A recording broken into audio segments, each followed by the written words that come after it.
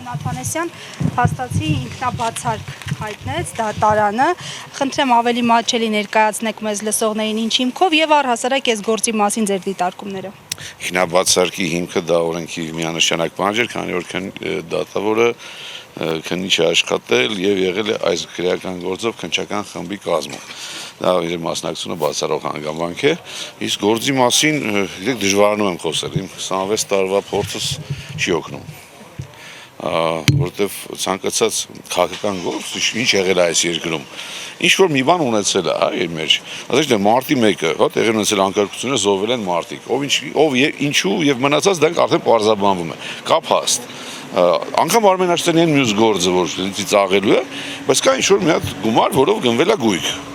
Այստեղ էտե չկա, այստեղ ոչինչ չկա։ Ես կալանքի նիստի ժամանակ, քանի որ փողերի լվացման մեղադրանք կա, խնդրեցի քննիչին ցույց տալ, որ այս փողն է կեղտոտ։ Ցույց չտվեց։ Որովհետև կամ կառավարությունը վարկ է տվել, կամ վաճառել են գույքը եւ կոպեկ վերադարձել են պետական բյուջե։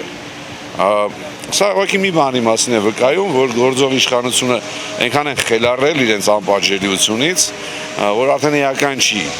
ինչ գործ, ինչի մասին է, կա հանցանք, թե չկա հանցանք, թեկուզ նոմինալ, թեկուզ մի երևույթ, որը կասկածելի է։